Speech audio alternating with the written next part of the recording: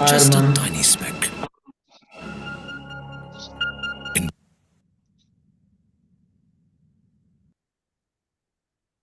Hello. Arman, I cannot hear you. Yeah. Okay. Hi, Siddharth. Yes. So are you guys Yes. able to? It was my screen was visible to you, all of you, that I shared before? Yeah. Is my screen Okay. visible? Yeah. Hi, sir. Yeah. Good afternoon, sir. Hi. Yeah. Hi, Arman. Hi, Siddharth. Hi, everyone. Hi, Fitsol team. Yes. Thank you so much. People are still joining, so we'll wait. We'll start around 3:30. Okay. So let me play a video of Mission Live, as it is supported by Mission Live. So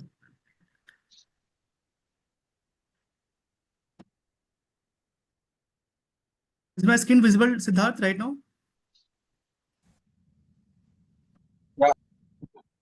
this vast universe. But are we sure? 1 second.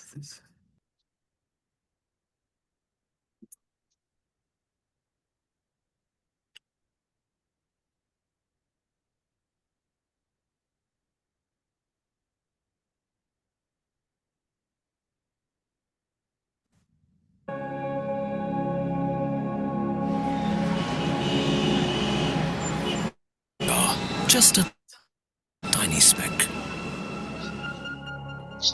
In this vast universe. But are we sure the truth is only what meets the eye? Think again.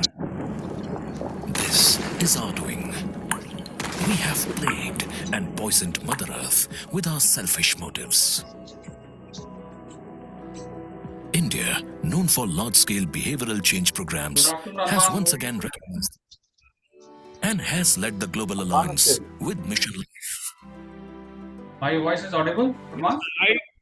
Climate change के खिलाफ लड़ाई का लोकतांत्रिक democratic एक प्रकार से उसका विस्तार कर रहा है Video is not her visible. कोई Visible. Okay, just wait. Not visible. Video is only audio is there. Okay, guys. Some issues there.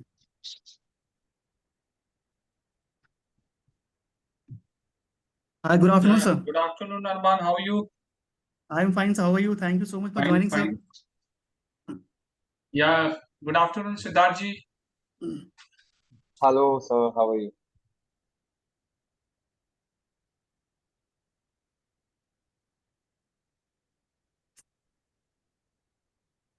निष्ठा जी आ गई है क्या?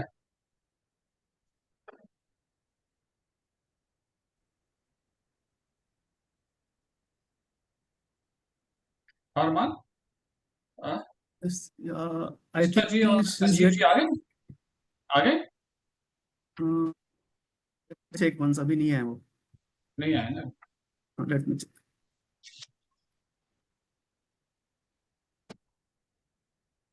Exit 3:30? Yeah, we will wait for Yeah, 5 5 minutes here because.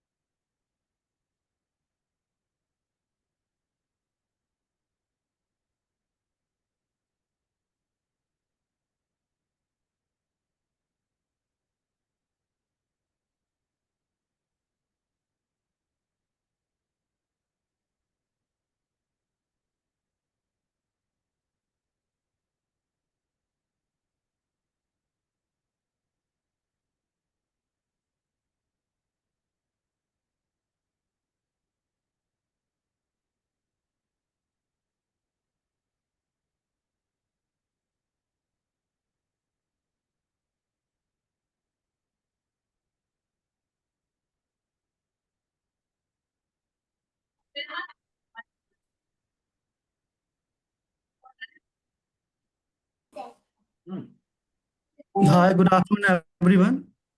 I'm audible.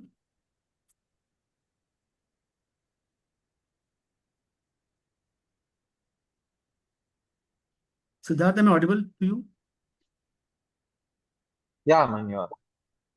Okay, so we'll wait for 3 or 4 minutes more. People are joining.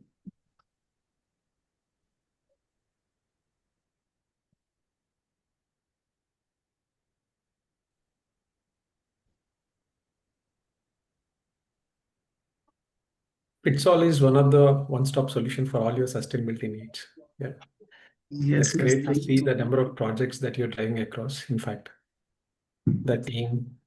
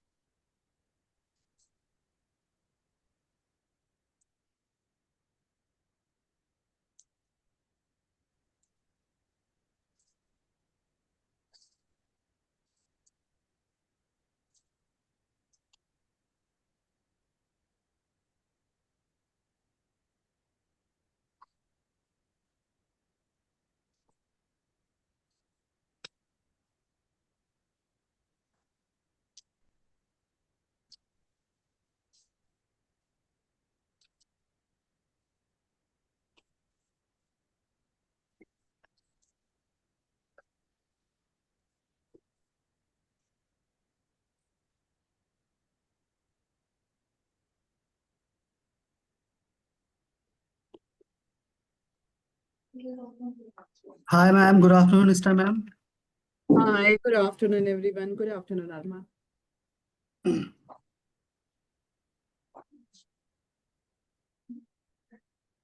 Hello, Nishita. Good afternoon. Good afternoon.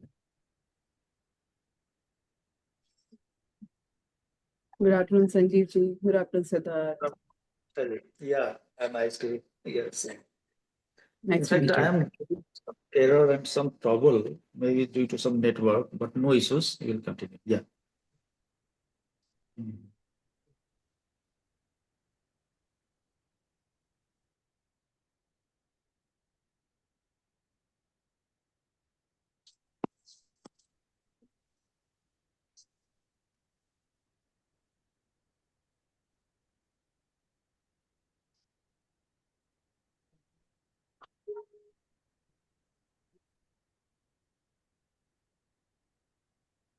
Good afternoon, Mr. Jagdish. Good afternoon, Nishita. Good afternoon, Mr. Ji. How are you? All good. Thank you. Good afternoon. I think Mr. Sanjeev Ji is come, Arman. Yeah. Sanjeev ji, sir. Just, Yeah, Mr. Sanjeev Yeah. is off. Good afternoon, Yeah. Mr. Sanjeev. Good afternoon. Good How are you? afternoon. Yeah. Fine. Thank you very And much. good afternoon, Mr. Jagdish. Yes, good afternoon. Good afternoon.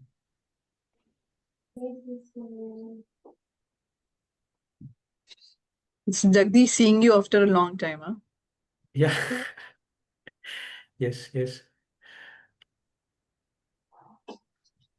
I cannot anymore discuss on the, projects related to now, since you have moved already.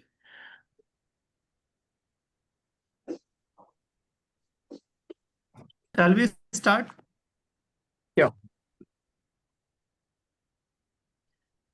Okay, so let me start the session. So a very good afternoon to everyone for joining us today. Today's webinar, the topic is Bridging Policy and Practice, Understanding the CCTS 2025 Greenhouse Gas Intensity Target for Industry. And as we all know, my name is Arman Ahmed. I'll be hosting this session. And we are pleased to host this session, this webinar in partnership with Center for Sustainability, PhD Chamber of Commerce and Industry under the Fitsol Net Zero Bharat Initiative, continuing our series aimed at educating society and fostering a sustainable industrial community. As we all know, the CCTS 2025 marks a significant milestone in India's climate journey, linking greenhouse gas intensity, reduction with marketing mechanism to encourage accountability, innovation, and competitiveness. Through this session, we aim to bridge the gap between policy and practice, exploring how industries can align with those evolving national target. And I like to once again, thanks to all the participants and a special thanks to PhD Chamber of Commerce for their continued collaboration and support. Now I'd like to invite Mr. Mitlesh Kumar, Head Center for Sustainability, PhD Chamber of Commerce, for his opening remark. Over to you, sir. Thank you, Arman. Good afternoon, everyone. All the panelists, industry leaders, key speakers, and participants. On behalf of Carbon Market Forum and Center of Sustainability, I'm delighted to welcome all of you for today's webinar, Bridging Policy and Practice, Understanding the CCTS 2025 GHG Intensity Target for Industries of All. As India accelerates in its transition towards a low carbon economy, the carbon credit trading scheme marks a pivotal role in aligning industrial growth with national climate contribution.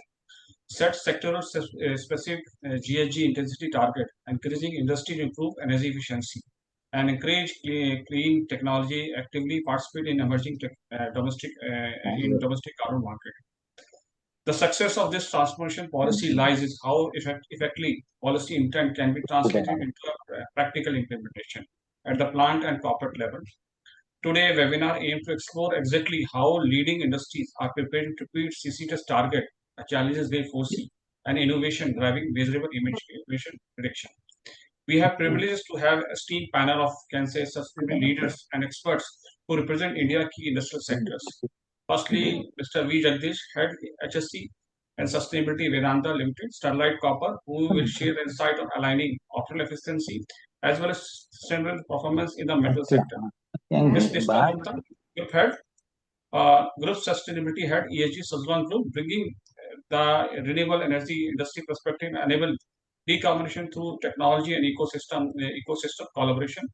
And Mr. Sanjeev Verma, Vice President, Western Region, UN Global Compact Network, India, and Head ESG Grasim Industry, Aditya Birla, who will offer a view of from the manufacturing sector and integrating global sustainability framework with national climate policy. The session, you can say, the technical session is moderated by, Mr. Siddharth Shekhar. He's an AGM Strategy, Energy, Carbon Credit, Fitsol, who will guide today's discussion on how business can effectively bridge the gap between policy requirement and actionable strategy and ground. Though this dialogue, we hope, deepen our collaborative understanding of the CCTS 2025 framework, share industry experience, industry opportunity for collaboration, innovation, and investment, and can drive India carbon market forward. Once again, a very warm welcome to all of the speakers and participants. We look forward to an engaging and insightful discussion. And over to Arman for further action. Thank you so much, Arman. Okay. Thank you so much, sir, for your valuable insights and for setting the tone for today's discussion. We now move to our distinguished panel of speakers who brings deep expertise in sustainability, industry transformation, and climate action. So our first speaker for today's session is Ms. Nishta Gupta. She is a sustainability and she heads sustainability and ESG at Suzlon Group.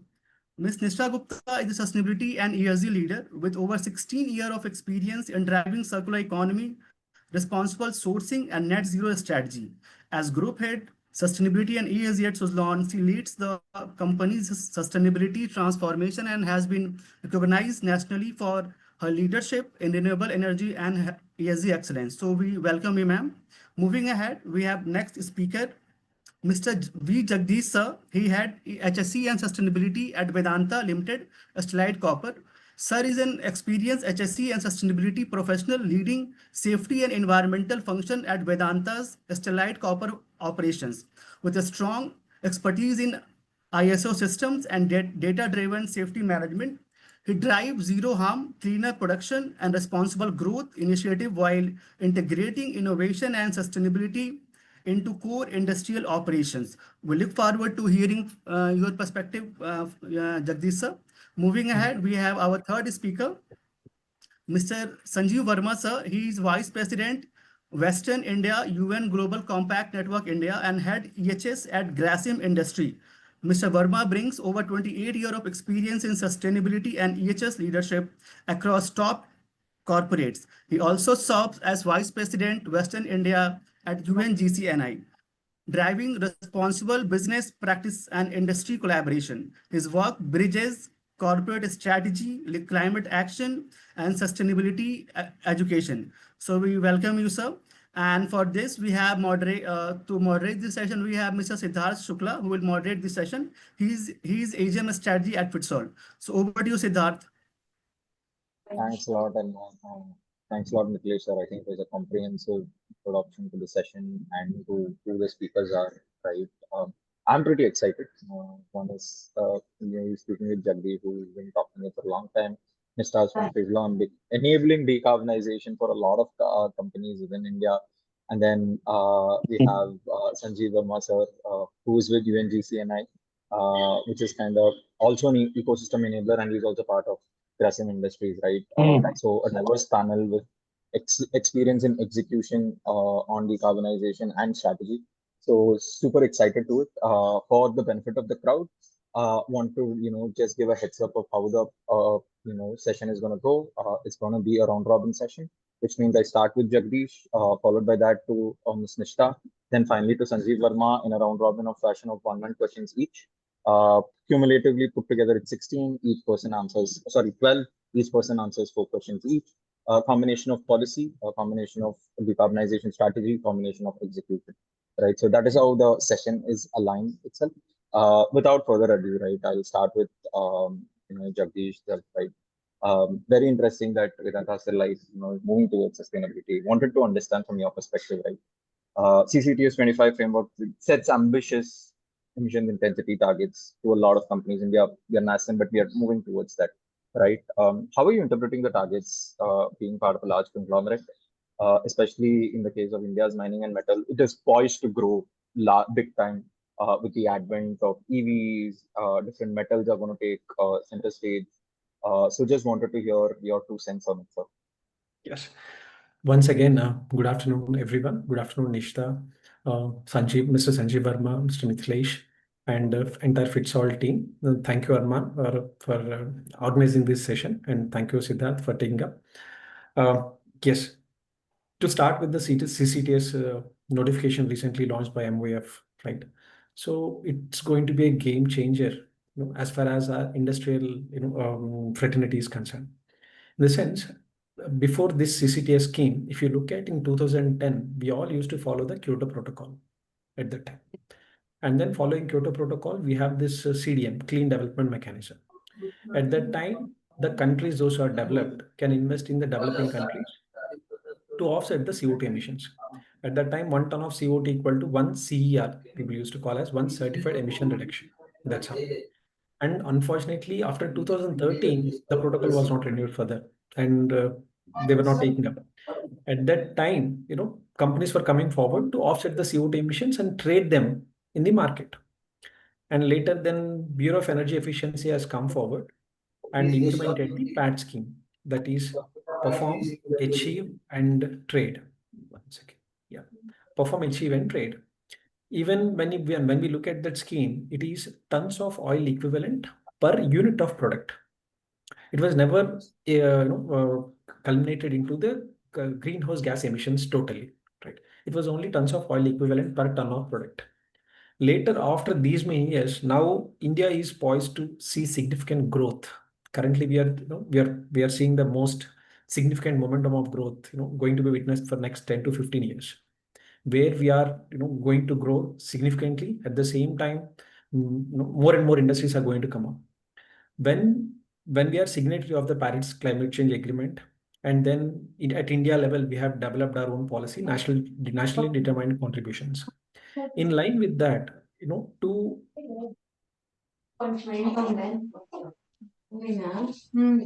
Jagdish sir, I think you've gone on mute. while speaking.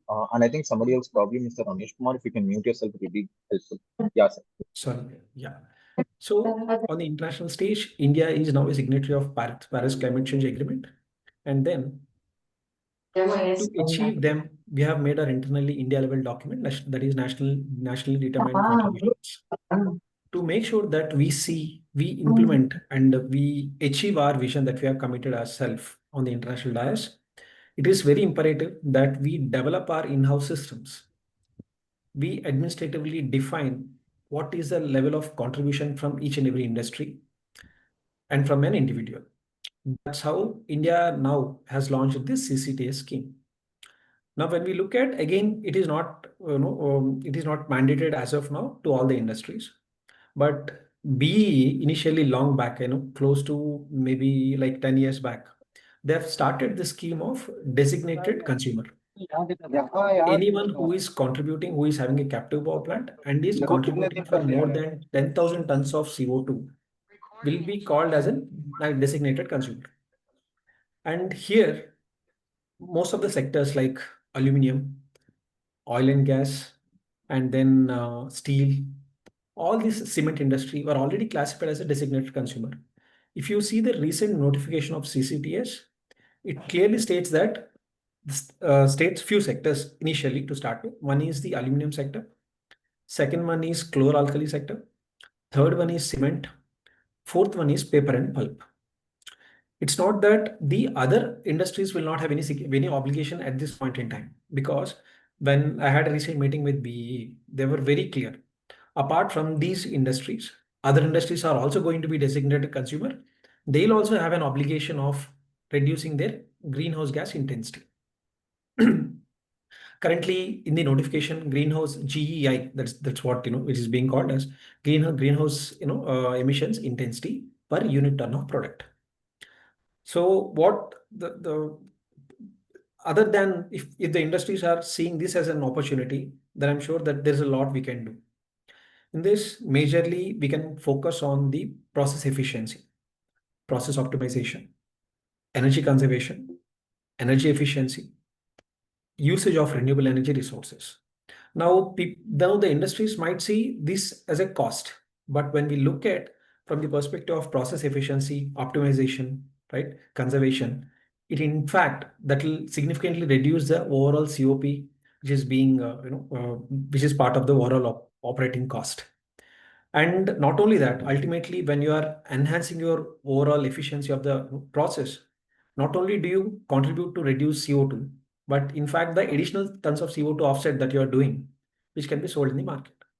And now from the notification, they have clearly mentioned one is to avoid, is to reduce, or to remove. So whenever we undertake any of the operational efficiency projects, right, that can significantly contribute to either they'll remove the tons of CO2 emissions from the process, or they'll reduce, or they'll completely avoid. That's how. So I'm sure that this is going to be a big opportunity to all the industries to enhance the efficiency of the industry. Already India is named as most process efficient industries. We have, compared to global benchmarking, when we do, our process efficiency is much higher and very much equivalent. Only the tons of CO2 we may not compare to European companies. We might not be at par with them, but we are very close to them. But our process efficiency is concerned, we are far ahead than in many of the global companies. So, yeah. Amazing, Jagdish, because I think two brilliant segues, one into a future question that I'll be asking you on what are the things that are being done, but a greater part of what you had mentioned was the fact on energy aspect, and that kind of gives a beautiful segue to Nishta also, right? She's the group head of sustainability and ESG at Suzlon Group. We'll come on to the energy part of it and how Suzlon is enabling it, or from a decarbonization perspective. But Nishta, before that, as a future question, right?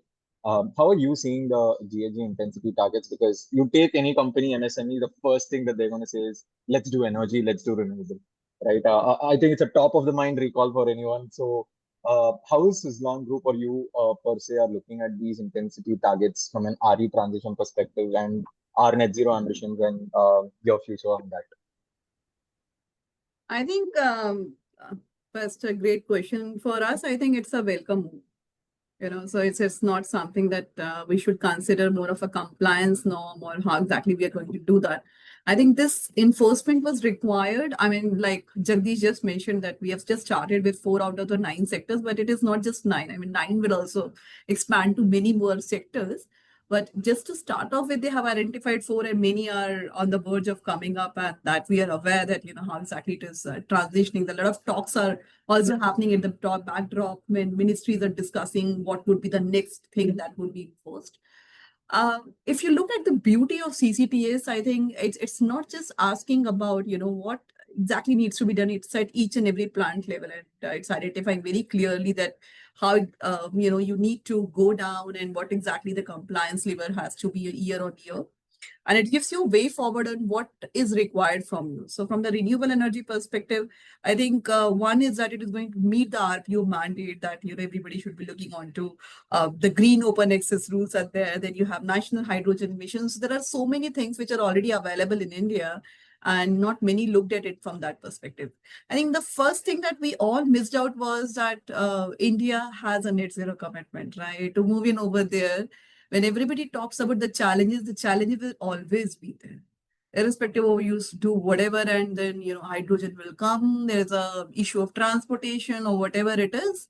Or maybe, when we talk about carbon capture, utilization and storage, the challenges are there. That is going to be there in many years to come. But how do we reduce the emissions? That's the first thing that we have to start working on. Until the time we get in over there and we have a trajectory to first work on our own scope 1 and scope 2, this is not going to work. The most of the time while you interact with the carbon intensive sectors, you will find out that it's always about the challenges, and least what we talk about is the opportunities. So renewable, if you talk about traditionally, is the easiest way to bring down your emissions, right? But we often go beyond that, and we talk about a number of things will come, evolve, but nothing is going to happen overnight, and we have to keep working towards that till the time we reach net zero. So even beyond the commitment that we have on scope 3 or net zero, even within the organizations where we belong to, the first lever that we need to meet up is scope 1 and scope 2. So that's something that we should be really looking on to, and for that I think this is more than a welcome move. Number 2, if you look at the beauty of CCTS, what I really admire is that it's going to be, of course, on the scalable model. But if we actually go beyond, what has been asked for in the directive, it's also giving you an edge on to CBAM. So let's say even on the aluminum and steel sector, if we look at it in the perspective of what are you going to earn from that? Carbon credits. That's more on the opportunity that we were not thinking of earlier. It's one thing. Beyond that, when you go on the carbon credits with the renewables that you're already there, and I think the government is doing a phenomenal job, and MNRE has come up with circular and trying to, give an understanding of what all comprises under carbon credit, what all can give you a lever. So everything goes in sync in the model that we are talking about. Number 3, once we are aligning onto the norms, given a perspective on more on the practical side of it, if you have to pay more on the CBAM perspective, $70 per ton of what you're doing, and if you're already paying $10 per ton in India itself, I think your $60 is saved per ton. So that's what we should be mindful of, So more on the practical scenario, if we actually look at it as an opportunity on both saving on the cost on in the compliance side of it and saving on the cost of even the credit generation, I think this is a very important tool that industries should be looking into, not just talking about renewables, but talking about, what is the practical benefit and on the monetary side of it that we should be working on, right? So one is your target that you have in your sustainability journey, and one is your compliance mandate, because everybody's there in the export sector. And when we talk about the heavy industries, maybe it aluminum or steel, also the mandate is going to be extended. When we talk about this is going to be there, I mean the export will always be there, and in that perspective, even to reduce the cost and burden on that one, I think this is going to be a very important tool that is going to help India to first accelerate the journey on net zero that we have on the commitment side of it, and collectively work on not just at the organization level, but also at each and every plant level. I think that's something that we need to keep into consideration. So that's my take on this, Siddharth. Amazing, Nishta. I think brilliant analysis on especially CCTS moving, having that synergy with CBAM and how the, paying for the credits can kind of work, right? Brilliant segue again to Sanjeev Verma, Vice President at UNGCNI West Region. Sanjeev, sir, love to understand, right? You have a CCTS policy, and then you also have the Paris Agreement, right? So how are you viewing it? How are you looking at the alignment of it from UNGCNI's principles perspective? Yeah, firstly, thank you, Siddharji, Armanji, and Jagdish, and all my co-panelists, and very, very highly motivating and good answer from Nishtaji right now. So really, I would say India's CCTS represents a landmark shift in how we move from intent to implementation of the climate action. This is the key word. In fact, this is a good tool arrived at a very, very right time. For the first time in India, well, it is just, I would say, optimizing the Paris Agreement commitments through a domestic carbon market mechanism.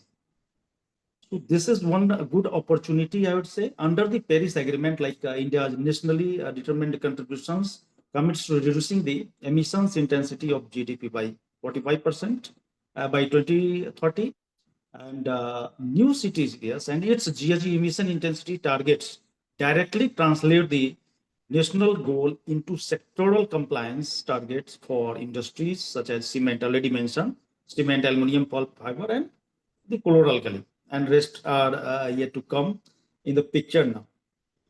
But in the so this in that sense, the CCTS is India's bridge between the Paris goals and the industrial decarbonization. It creates financial incentives for companies that outperform their targets and establishes a robust NRB system, measurement, reporting, and all verification, etc. And as far as the UNGC 7 and 10 principles are concerned, so I would say the 7 to 9 principles, principle number 7 to 9, which is addressing towards the environmental drives, cleaner technology, energy efficiency, emission reduction. So it is directly linked to that. If we achieve through the CCTS model, then we are complying with the United Nations Global Compact and these principles also. Even in principle number 10, which is anti-corruption, which requires transparency, so monitoring MRB model, then public registry. So these are some of the things where we need to prove ourselves to comply with both. So this is a good opportunity and a very, very right time, I would say, that India has declared this thing. And fortunately, although all the corporate industries are already aligned towards attaining this thing. So this is not a compliance, but we are setting a cultural trend towards our commitment. Like we already initiated doing a lot towards PAT. So being driven by this thing. This time, this is again Ministry of Environment, Forest, and the Bureau of Energy Efficiency. So these two are playing good role. And fortunately, the ecosystem has already been built in such a way that all the industries are now very proactive towards adopting this thing. And I would just like to add that governmental policies and government is also very active towards leading the world as far as the climate action and the climate change is concerned. So they are also of the opinion that how to support industries at the fullest capacity, and industry has the opportunity to interact with the government authorities, the ministries. In fact, I am seeing these kind of support system here in Gujarat also. So everywhere, I would say, they are very proactively, and it is a win-win situation.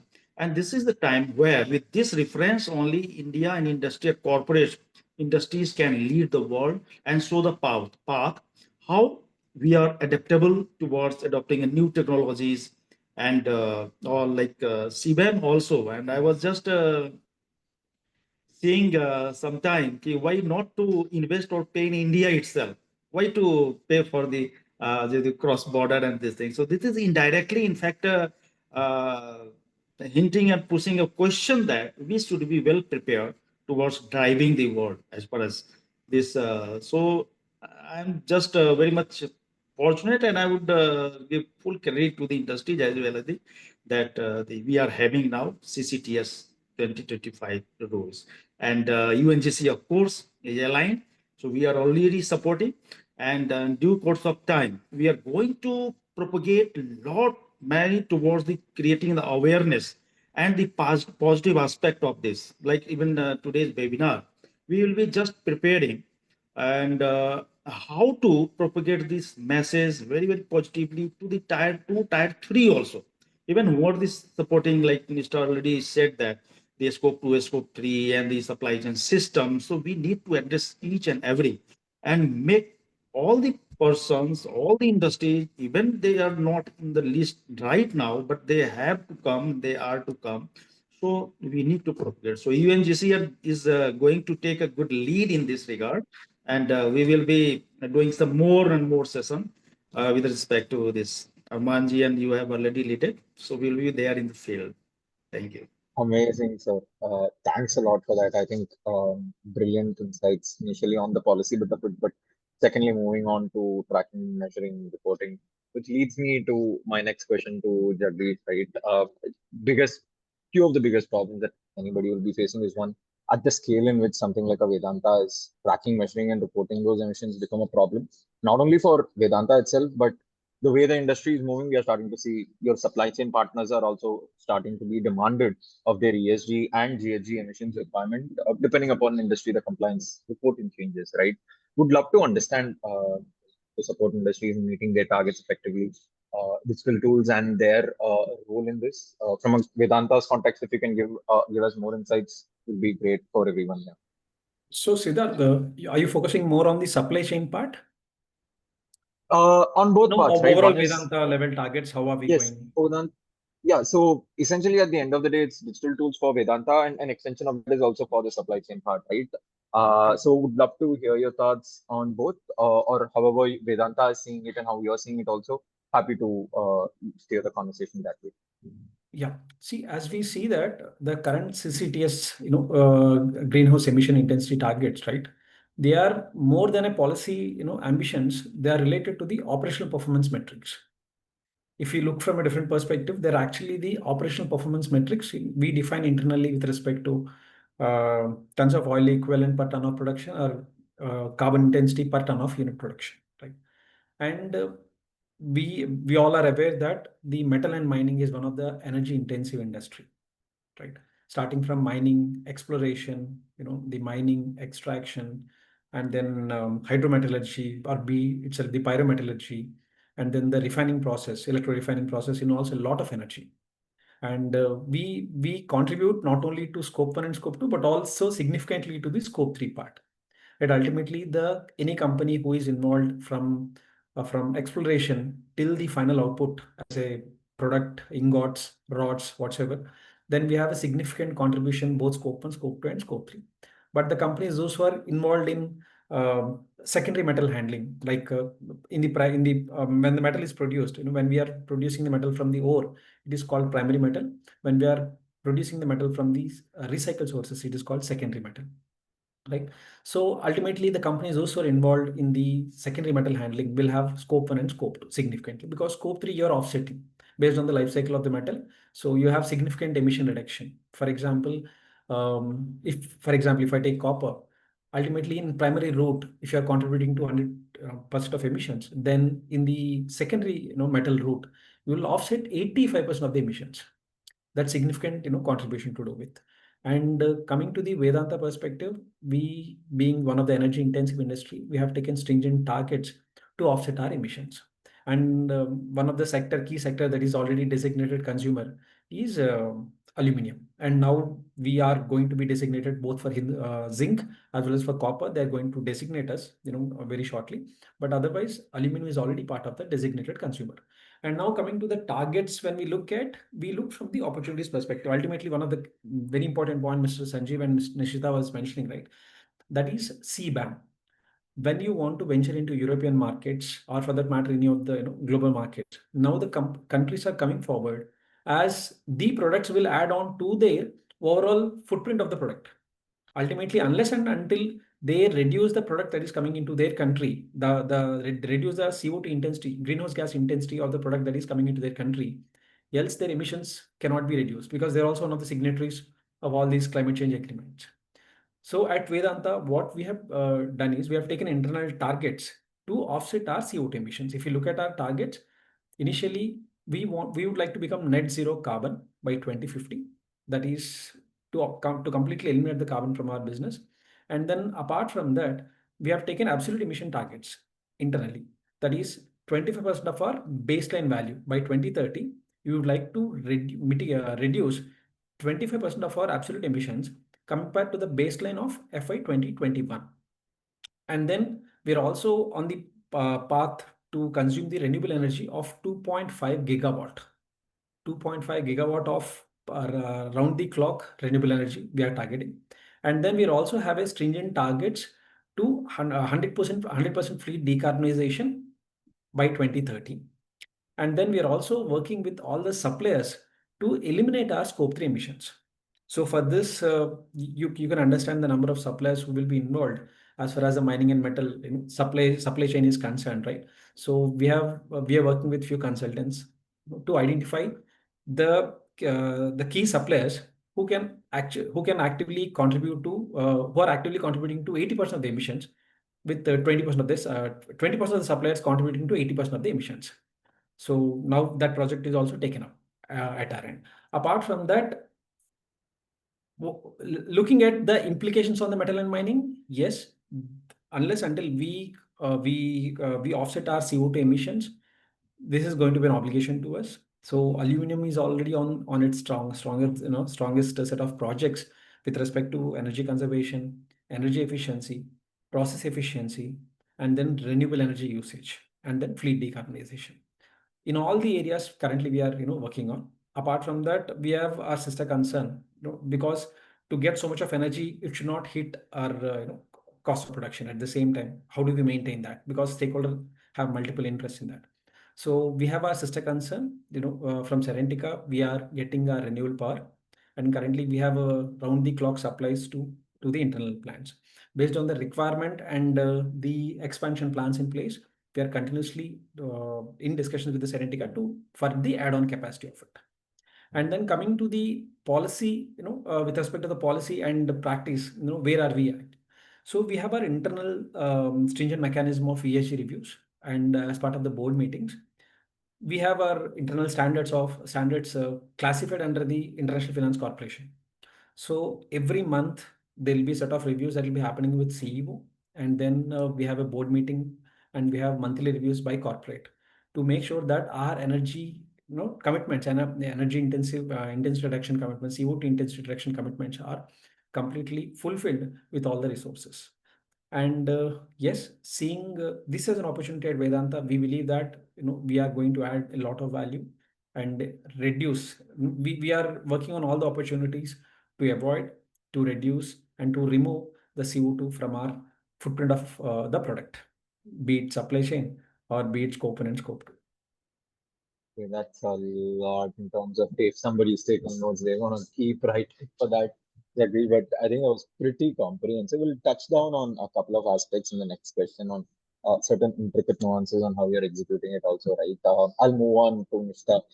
Ma'am, I think Jagdish kind of spoke about board meetings, reviews, and ESG reviews, right? What I just wanted to understand, someone from who you've been in the industry for a long time, right? What are the challenges you think our industry is facing when they are aligning their ESG and operational strategies? Because one can't exist without the other. From a business perspective, ESG also has to make sense, right? So how is that alignment happening, especially if you can touch down with the CCTS 2025 framework, that'll also be great. Yeah, sure. So that, particularly on the CCTS framework, if I have to talk about challenges, challenges is how we perceive, So it totally depends on whether we take it as challenge or an opportunity, and the ones who are already mature in the journey. And so it's like, when you have to survive in the business, we look at it as an opportunity. I can cite you one example of CBAM. While CBAM was getting enforced, I've seen a lot of industries taking the first step to even understand what CBAM is all about and how do we really work in over there. And I'm talking about those industries who were not even there on ISO 14064, which is basically on the GHG calculation and verification. And they've been talking about CBAM because that became a mandate for them for the export business, right? So till the time it gets onto implementation, it is being enforced on you, it really doesn't hit you hard. So on that perspective, I think, we really need to see what could be the implications, what are the things that we have. Can we see it as a risk to the business? Yes, it is a risk to the business if we don't comply, because it's a compliance norm. That's number one. It gives you a way forward, not just for 2 years. It's also going to give you a way forward of what is going to happen later, because what's happening at the moment is that we need to see, for even from a basic level, that if your industry is already mentioned among the 4 sectors which are already specified under CCTS, and your unit is identified, that means you have to do that, right? There is no if and but on that. Now, to get in over there, you need to understand what has been asked for in the next 1 or 2 years. The challenge which many of the sectors are forcing is that they had plans. So now let me put it in this way. They have planned something, in, let's say, next 5 years, that we will take some actions in the next 5 years. But as per the new norm which is coming up, you have been asked to put up your intensity down in the next 2 years. Now, for that, there was no planning done already. So there is a misalignment happening, that, you had your own internal objectives. You never planned like that. You thought that, okay, let it be parked for, something else, because of course the India has got a target of 2070. So it is not going to hit me. Let me think about it in 2060, or since many of the industries are getting committed by 2050. So I'm safe till 2050, then I'll think about it, let's say, in 2040. So, that's what is happening. So there is a strategic misalignment of the objectives internally with respect to the compliance norms, I would say. Now, to get in over there, beyond the compliance perspective, even there are a couple of industries who are mature in the journey, and they have been facing issues. Let's admit a couple of things, that there are not technological interventions available for each and every sector. Few of them are mature enough, and few of them will evolve over a period of time. So there are, of course, lack of technological interventions available in certain sectors, but I won't agree to all the sectors for sure. So, when we talk about, let's say, carbon capture, utilization, storage, of course, it's a theme that is going to pick up, but, how much of that is potentially possible? Then again, it comes with a backlog of, the financial part of it, that how much it is going to really hit you. Now, if all your industries, all your, units are already specified, but they have been classified, then how much of actually you need to invest in over there? What do you need to do? What are the quick wins? Do you need to get onto the technology side of it to address your scope, and do you need to get into the renewable side of it? How much of that investment is going to happen to reduce your emission? That's absolutely the call of the industry to look into. But I think it's a wiser call to first, to think strategically what needs to be done, because it's not going to happen overnight that, at the last minute, the enforcement is going to be stopped, or you will be given a timeline extension for this one. If you look at even the EPR portal, I mean, it got stopped, because that was a wider call to make everyone aware that this is real, this is going to happen. So I think it is alarming, and it is a call for everyone that you have time and think about it, what really matters for you, even if technology hits you hard, how much you can actually get onto the renewable side of it, what all you need to do in the technology, and think about it to meet the norm. So start working now to meet the objectives. Few things can be concerning to some sectors. If I have to call off, let's say, pulp and paper, though they have been classified, but I think lack of green finance is something that is also an issue for those sectors. So that we can admit, but then they need to think of, what exactly is hitting them on the emission part of it. What could have been done to work on the technology side of it? Now, it's not just on the green finance, but maybe a lot of things which are internally, which is working out, which could have reduced the emissions. I'll give you a very simple example.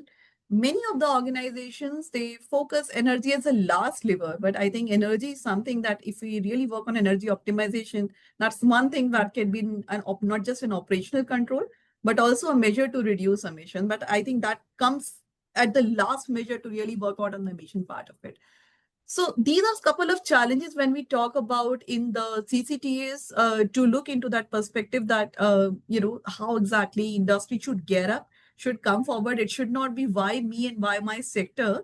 But if your industry is already classified, and that to each and every unit, then I think it's a wiser call to think about, what matters for you, how to work it out. Now, this has been done based on a lot of empirical things that has been done at the backdrop. And this is going to be on a scalable mode. First, this is not going to stop, and this is in the direction of the net zero journey that India has envisioned. So this is going to be there. And if any sector believes that this is not going to come up on that sector, then I think, we are not really opening our eyes. We have to be cautious of the thing that this is going to hit everyone. And we have to take measures now to hope for a better future. So on that part, I think we need to first support each other. Let's say I'll give you an example of how Suzlon is participating with many sectors. We are participating in, let's say for us, the major raw material is steel for that matter. So what we are trying to do is that we have got a very unique ecosystem. We are supplying to the steel sector and we are also consuming, right? So it comes both ways. And when we talk about emission intensity, we also have targets for, the major commodities that we are procuring, that is on the steel side of it. Now to work with them, I mean, it is not going to happen like, you have to align with, when we talk about steel, it has got a unique phenomena, the 5-star rating scheme which has come up, right? It clearly calls off, what is going to be the emission intensity on that one. So it cannot happen that you have an ask for 5-star rating at this point of time, when we know that India is not geared up for that. Now to work with them and to work with those plants, what can be done now to have a roadmap is something that we really need to work on. So we work on the collaboration model to build them up, to build their capacity more on even on technical awareness. And we are working with all, so we have a very perfect balance to get the things ongoing. So few sectors, few suppliers, it's more on the technical awareness capacity building, because they really require that sort of support. They don't even understand the topic.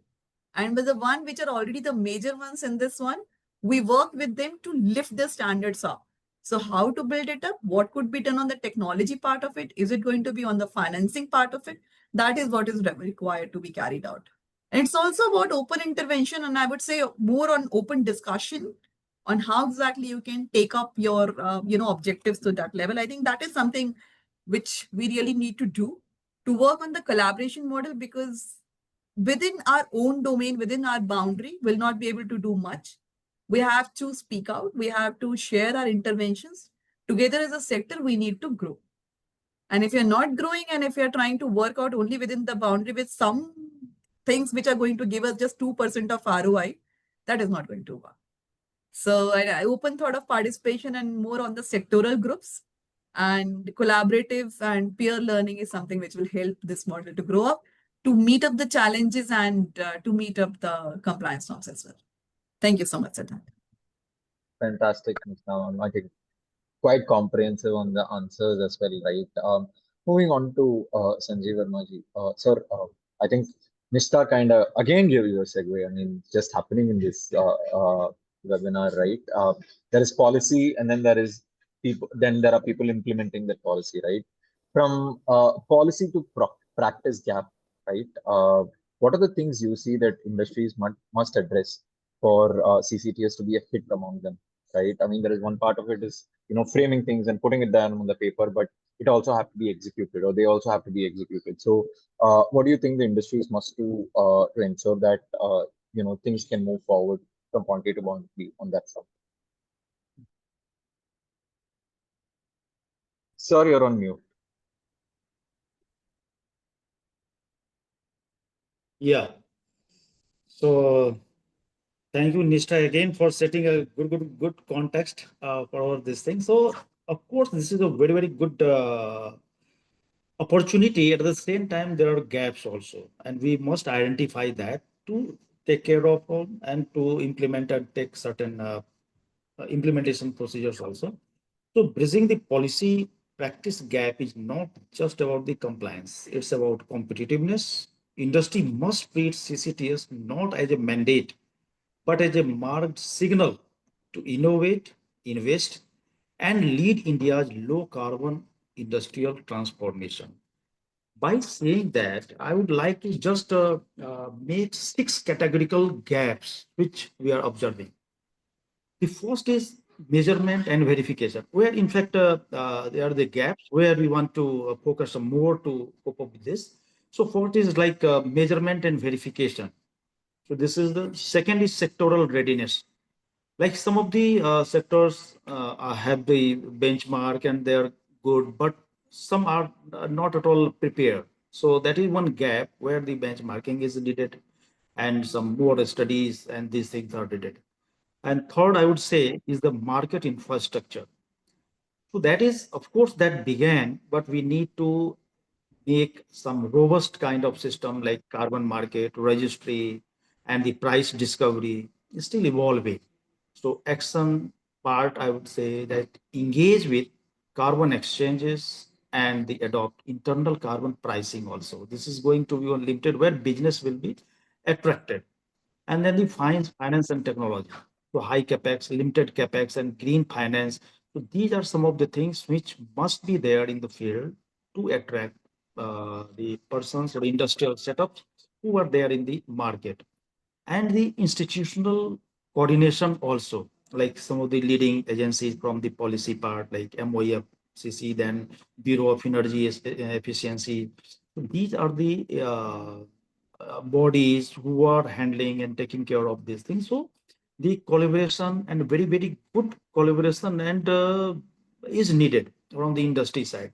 So these are the gaps, I would say. But at the last, I would also like to mention the mindset and awareness part. So what is mindset and awareness part? So perhaps the most important gap is a cultural gap. So carbon markets are still seen as compliance obligations, not opportunities. So many of still are feeling that this is the binding, how to perform, what will be there. So we must embed carbon literacy at every level and see CCTS as a driver of innovation, competitiveness, and global market access. So these are some of the things. And of course, we are very much optimistic that we have the experts in the corporate sitting there in the even the ministries or the bodies. So they will work and prepare a good system and eliminate all the gaps to make a very, very good ecosystem where the policy partners like government and the stakeholders, all including the tier one, tier two, tier three industries. So they will work together and eliminate all these things. So these are some of the, I would like to say. Thank you. Amazing, Sanjeev sir. I think that gave a good idea from policy to practice vantage what it is that people need to do or industries need to do. Moving on quickly to Jagdish. Also, I think I'm seeing 4:20 and there is time. I mean, if you let us, we'll keep speaking, but then we thought we will fast track things also. Jagdish, extension of the previous answer from yours, right? You did talk about the things that Vedanta is doing on that front. Would love to understand more other activities that Vedanta is doing in terms of decarbonization and the role of digital products. I mean, you did talk about you're already looking at certain operational metrics and they kind of get translated into carbon metrics, right? But an extension of that, right? The role of digital products for those decarbonization, this thing and how that would be supporting industries. That also, if you can touch on, we'd be happy to. Yeah. See, I would take this first word, that is MRV, which is a very common terminology which is being used: measurement, reporting, and verification. Whatever the metrics, whatever the parameters which you have defined for yourself, as long as they are not measured, you cannot monitor. Whatever that you cannot monitor, you cannot improve. So MRV, that is measurement, reporting, and verification, plays a clear and distinct role in achieving the various obligations that you are stipulated with. So in this journey, like we have, this is going to be a significant obligation. So we have already developed our systems in such a way that we have a clear measurement in place. If you are aware, Vedanta has been publishing the sustainability reports from the year 2006, in fact, right? Since then, we are aware that all the GRI parameters, starting from GRI initial guidelines and GRI 3, GRI 4, the various, the various versions of the guidelines, we understood that one of the critical aspect here is how do you record the data? Recording the data plays a significant part of, the data, verification, data assurance, audit trail of it, and then you can start verifying that, and then you can monitor that. So in this journey, what at Vedanta level, what we are doing is real-time emission tracking systems. We have earlier, when we started, we used to have sensors at the site, and then you have meters on site, and every time when you want to go, check the data, you have to go take the reading, or you bring that reading to the DCS, that is the distributed control systems, through our SCADA. And now we have IoT sensors. What we are doing is, as part of the baseline monitoring, apart from the energy audit, we are also identifying the areas where the critical systems, HT systems are there, where HT and LT systems will be there, where HT systems are there, which are contributing to significant power consumption, significant energy consumption, right? So those systems we are facilitating those systems with the IoT sensors that will give us real-time picture. There is no, and then usage of the VFD systems, variable frequency drives. Ultimately, the induction fan or the forced draft fans which we use on site have significant requirement of the energy, right? They are close to 500 kilowatt, 800 kilowatt motors. So irrespective of the load, when you are continuously running them, it is loss of power, but it will not add value to the system at all, and it leads to unnecessary expenditure, right? So we are identifying those areas first because those are the low hanging fruits that will give significant returns immediately. So we're identifying them and fixing all of them with IoT sensors that will help us get the real-time picture of my energy scenario at any point in time. So that is one part of it. And then second one is process optimization. As far as the CO2 emissions are concerned, not limited from the energy that we consume. For example, we all run ETP, and when we consume the lime, and lime is converted to calcium hydroxide by addition of water. In this entire process, you generate CO2, which we call it as a lime slaking, and then we generate CO2. Again, as part of process emissions, you need to account that as well, right? So how do you measure them? So until unless you identify some other alternative or any other molecular weight compound that can use as a coagulant or replace lime, right? Then you cannot eliminate those kind of process emissions. The similar way, hydrogen fluoride, as part of the aluminum production, we generate HF, hydrogen fluoride. So until unless we optimize our process, we achieve that, we will not be able to offset the emissions. So largely, and we have also been publishing this CDP report from the year 2010. Scope 1, Scope 2 emissions were plain, and 2013 onwards, we were reporting the Scope 3 emissions. So considering the Scope 1, the emissions that are happening within our boundary, we are focusing majorly on two things: the energy conservation, and then the energy efficiency, and then elimination of the process raw materials that can contribute to the CO2 emissions, right? So these three things we have been practicing. Coming to the Scope 2 emissions, the emissions that are happening outside our boundary, but because of our operations. So earlier we used to have the grid power, right? The grid power that we were getting at that time from Tamil Nadu, southern grids. The intensity factor was close to 0.95. And when we were having our own captive power plant, the intensity factor was 1.2. And now from the western grid, when we are taking the power, it is almost close to 0.75 to 0.8. So the energy mix is significantly changing, and so the intensity of the power that we are receiving is coming down drastically. So we are focusing majorly on the process efficiency, energy conservation, and energy efficiency. So these three things are adding on, for the gross greenhouse gas emission intensity reduction. And then next one is analytics and anomaly detection. The significant part of this is we measure, but we don't monitor. We don't analyze the data at all. Where the anomalies are coming, why is that happening? What is the process, optimization should we carry out? Any process overlaps are happening. What are the redundant processes involved in the system? All that can happen only with the analytics. And here in the entire journey, analytics play a significant role, in this. And then we are also working with a couple of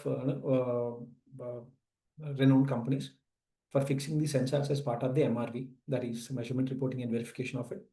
And then all this will aid on to what? Ultimately, the decision-making system. And as part of ISO 50001, we have the Energy Management Committee, and under the sustainability committees, we monitor, we measure, and we discuss in the operational reviews as where are we currently standing against the baseline and the target that we have set for. So this is giving us a way, to achieve our targets well before our committed, set of timelines.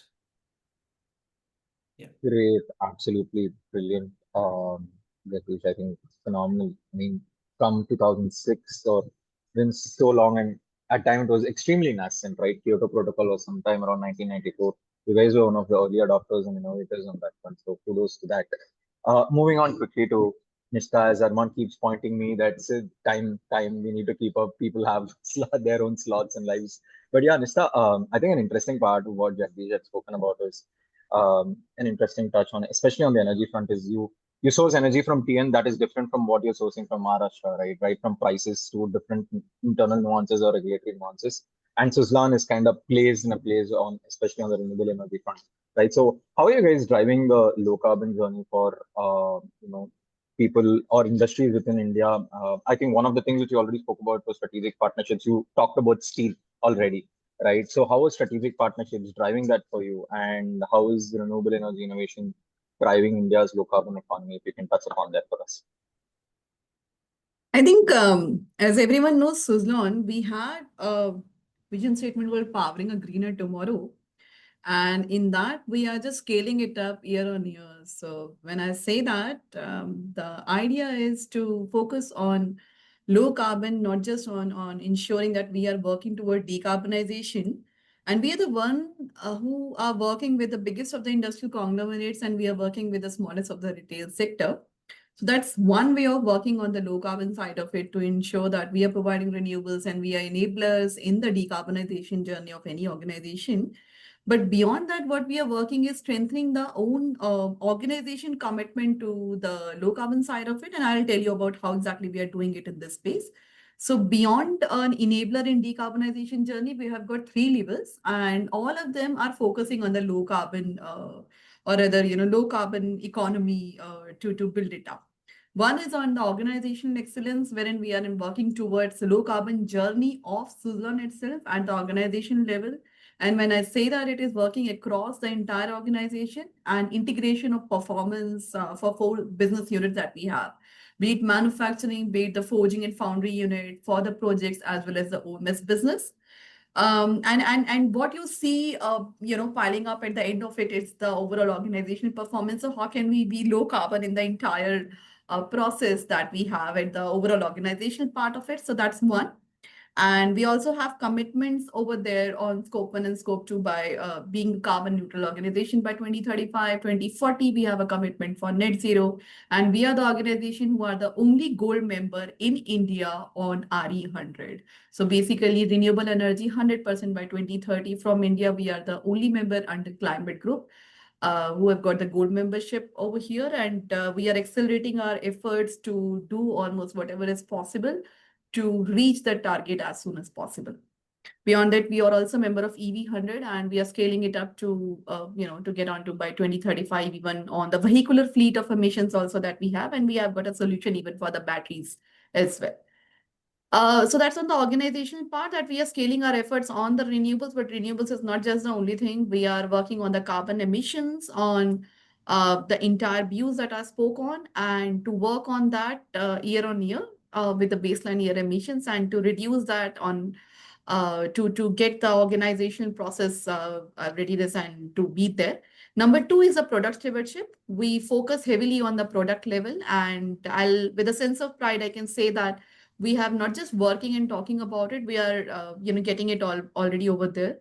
So you might have seen already news article already, a lot of news already in the press media, wherein we have announced our Suzlon S144 model, which is a 3 megawatt series that we have, as having the lowest product carbon footprint, already being verified, certified by the reputed organizations, with having a footprint of only 6.17 grams CO2 equivalent per kilowatt hour of electricity generation. So that means on the product stewardship is something that we are already working on, and now we are working on the next level, or what all is achievable, what all is possible. So 6.17 gram of CO2 equivalent per kilowatt hour of electricity generation is on the entire life cycle, which is cradle to grave. That's all what we are working on the product part of it. And right now we are strengthening more on the innovation to see to it what could be done even beyond that on the new products that we are coming up. So that's on the R&D and innovation, that is something that we are working on. With the volume of efforts that we are taking into consideration, we've recorded 418% increase in the renewable energy consumption in the last year, because of efforts across the entire organization as compared to fiscal year 23-24. We also recorded 17.9% reduction of energy intensity, 88.5% reduction in emission intensity of scope 1 and 2. We have already worked on scope 3 emission, but now we are working towards scope 3 reduction part of it and seeing what all is possible. When we talk about product stewardship and product carbon footprint, it is benefiting many customers. If you look at it, how the perspective is that first, it is not just built up what we have done within the boundary. When I said cradle to grave, it means everything from the raw material sourcing to what we are doing within the process, how we are taking it up outside the boundary till the supply chain and also to the decommissioning perspective. So there are a lot of upstream and downstream suppliers in the process. And even if you look at steel, which I was just giving you an example, we are procuring already even before this the star rating scheme of steel was introduced, we were already working with the suppliers for procuring the low carbon steel. So that is already there built in the process. We have been working on raw material optimization. We have been using scrap as well to get onto the process. So I think on that perspective, we have been doing a lot of things already, not just to strengthen our product journey, but also when we supply to, because being a supplier in the value chain perspective, so the turbines that we are manufacturing is also giving a value addition to any company to get on and accelerate on the product stewardship journey and also to reduce their emissions as well. So that is something on the low carbon perspective, not just enabling our organization, but also helping many other organizations with which we are working on. We are even doing a lot of efforts within the castings unit that we have in Coimbatore, the only casting unit that we have in Coimbatore, wherein we are reusing 90% of the recycled stand, 75% to 80% of the steel scrap is already being used in the casting unit. And we also got lowest product carbon footprint certification for the casting that we manufacture because of intense effort that we are working on. So this is all on the effort that we are working internally and also with many of the suppliers. But with the effort that we are working towards supply chain, the third lever that I spoke on, we are focusing more on that. And that's the thing that we are thinking of that could really help us on the evolution model of what could be the next stage that we can work on. On that, we realized long back that local sourcing is something that we really need to build on. And at the moment, while I say that, we are already working and sourcing from 83.25% of tier 1 Indian suppliers. And we are, just enhancing our efforts to get in over there. So on that, we are working to make them understand not just on what the requirements on Suzlon are, but also to see to it that how exactly we can overcome the gaps and we can build them up to the next level of evolution. And to give you a perspective, we also got an award from UNGC for our efforts on sustainable supply chain in India. But beyond that, what we are doing is we are transparently releasing the scorecard to the suppliers. So unlike the traditional practice, which is just an evolution and keeping result to yourself, we are giving them on the very detailed outcome of what we are doing, which is aligned to the international standards.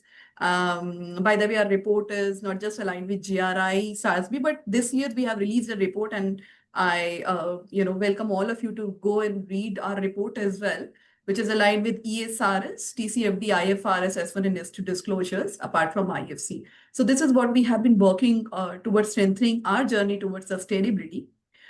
And also we are giving this unique perspective to our suppliers that, what all commitments we want you to scale up, So it's a year-long exercise that we work with the suppliers and not just a one-time, evolution.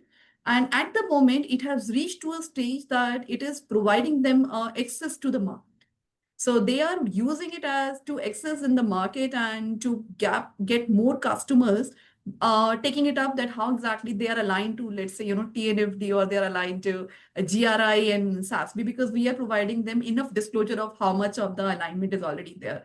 And a scalable model on which it can, not just fit into the perspective that we have. This is also reducing our scope 3, emissions. And I think that's the model that we are working on to reduce everyone's footprint in the supply chain. And beyond our industry segment, we are trying to create a lot of innovation hubs on the collaboration perspective with many, many other industrial sectors and seeing what has worked for them and what could work for us, and what has worked for us could really work with them.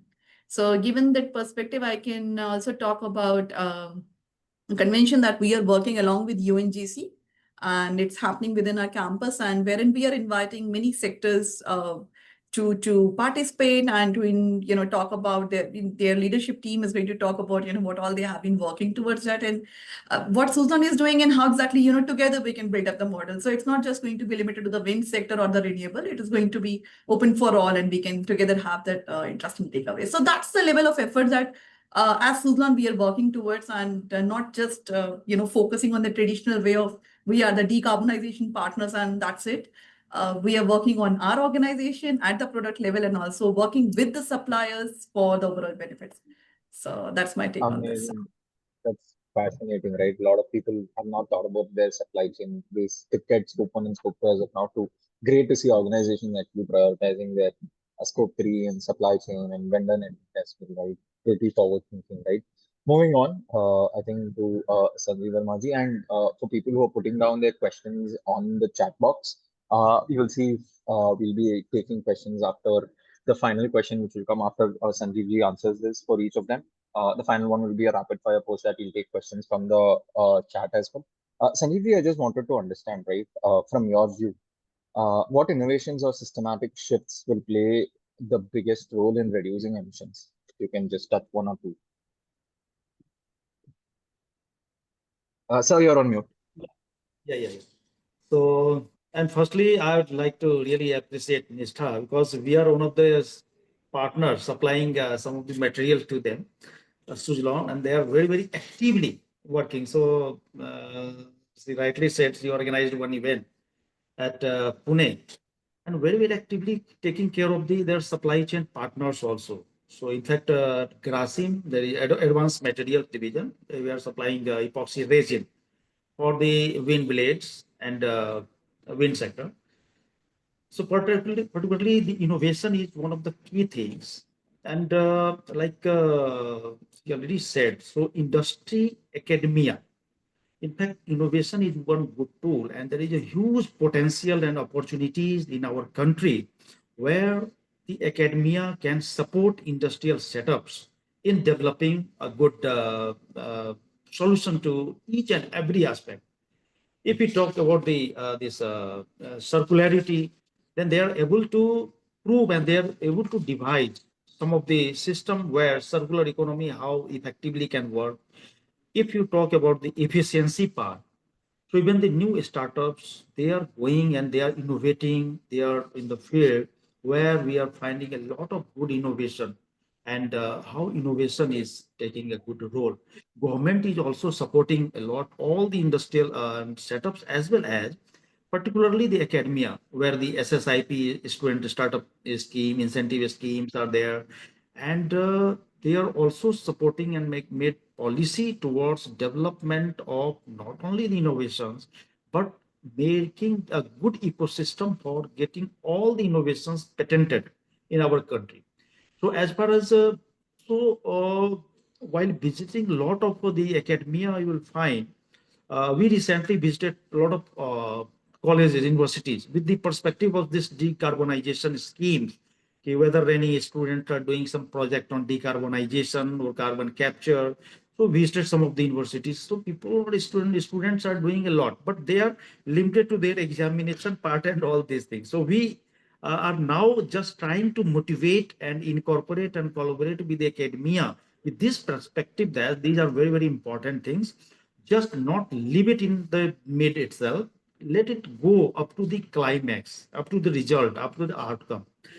One startup I would like to say, if you talk about the wind blades, so after the end of life cycle, so that goes into the landfill part. So whenever there is a windmill scrapped or is then ends its life, that it goes to the landfill and creates huge problem, which is not an advisable thing also, landfill part.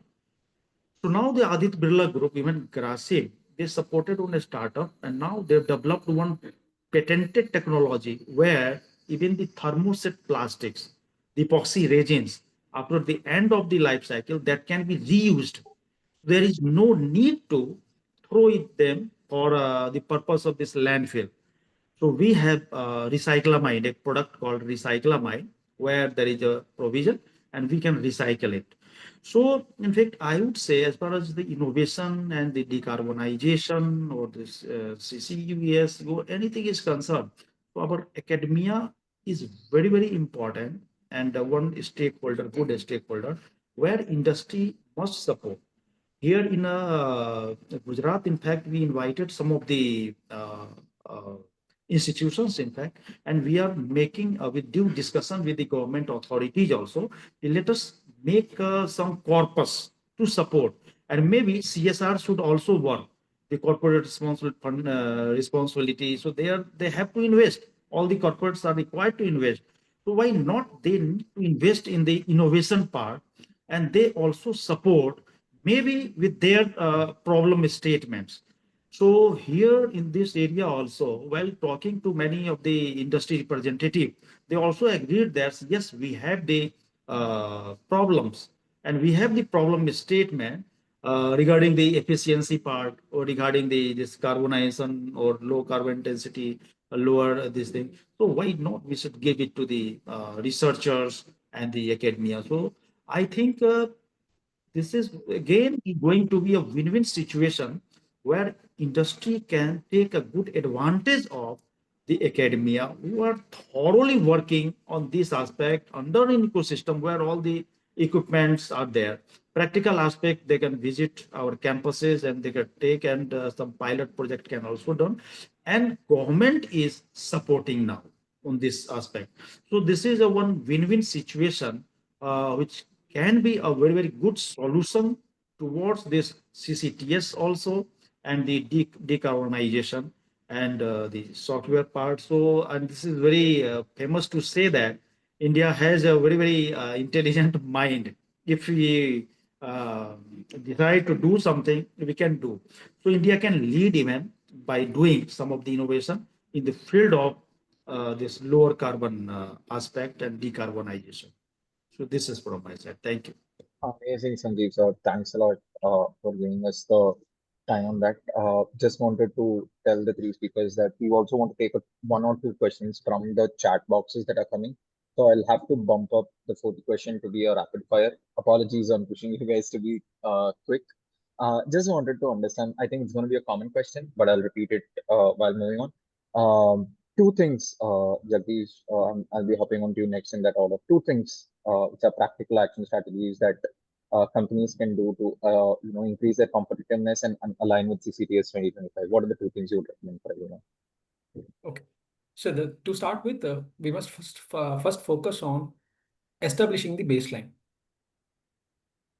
Please practice MRV, that is monitor, report, and verify, and get your baseline established. That will give you an opportunity to know like what are your scope 1 emissions, scope 2 emissions, and then scope 3 emissions. Then followed by what are the areas should you focus on. Before you think of any of the projects are getting resources from outside, start plugging in the low-hanging fruits in your industry. Please understand where 80% of the energy is being consumed, like ID fans, process efficiency, and then heat recovery systems, flue gas recovery systems. Please focus on those systems first, so that once you are completely optimized your process, then you can start bringing in technology from outside. So one is the baseline study, and second one is focusing on the low-hanging fruits within your industry to ensure energy conservation and energy efficiency. Great, thanks a lot, Jagdish. Nishta ma'am, over to you. Same question. What are the key lessons of best practices? I mean, it's just phrased differently, but key lessons of best practices that you would recommend for the industry's top two. I think the first is that understanding and then having a baseline, which Jagdish already spoke about, because we find many who don't even know exactly where we stand at the moment. So monitoring, reporting, verification becomes the norm that we should definitely adopt, and we should integrate decarbonization. This is not going to work out. I think it has to be done from top to bottom. So it has to be integrated into the organization strategy. So what we need to do has to be the part of the strategy, and it should be there to get the things being driven.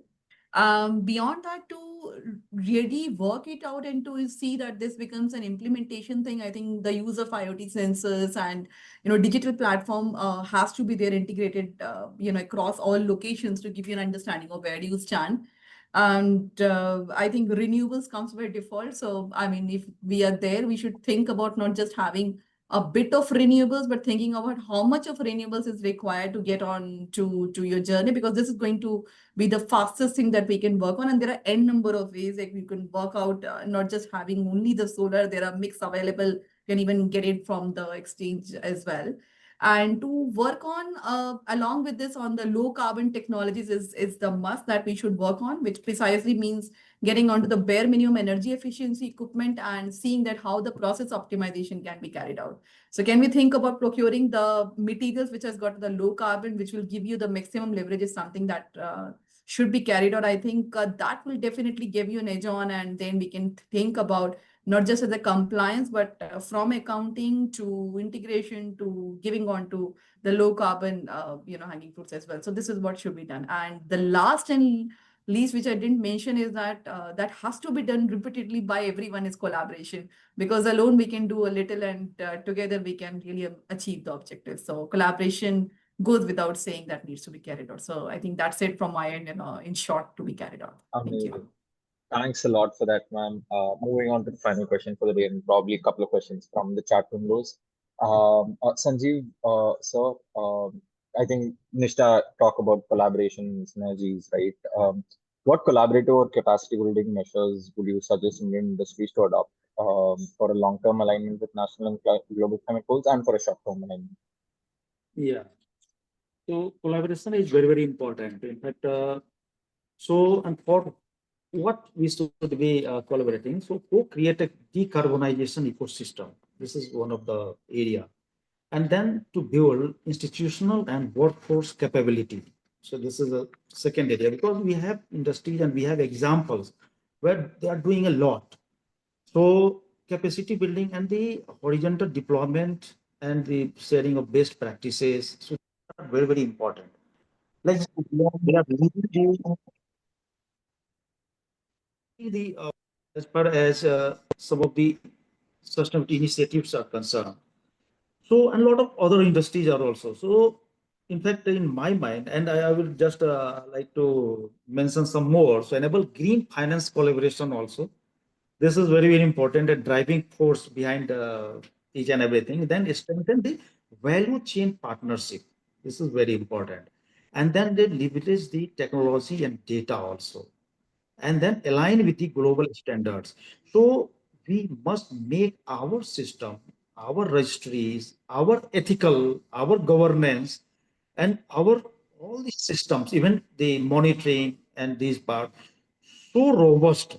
Then whenever we open to the international market, they respect our the data, they respect our all the details, and they accept each and everything, and it should be at par with the international agencies. Like, so there should not be any kind of they find gap at that point of time, and we need to start from the basics.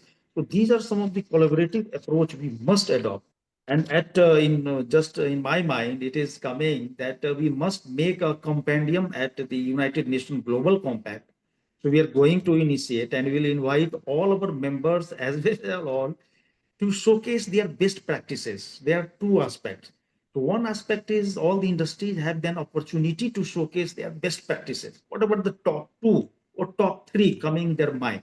That will be shown there on the United Nations Global Compact. We will then be sharing with the main body at appropriately at different forums also of United Nations.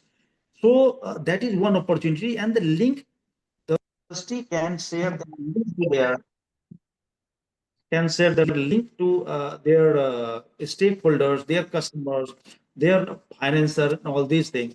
So this will be a good respectful reference for them to showcase that, yes, we are doing, and see at internationally how we are at par with this thing. So this is one aspect that industries are showing. At the same time, then it will be available for other member industries also on all the networks wherever coming inside this thing. So we have the approach like United Nations Global Compact Network India. So we will be showing at our companion, but we have the approach and access to the main United Nations Global Compact. And with the 68 countries, in fact, right now, and they are the developed countries who are doing a lot. So this kind of horizontal, not within the India, but the sharing of best practices, at least studying them.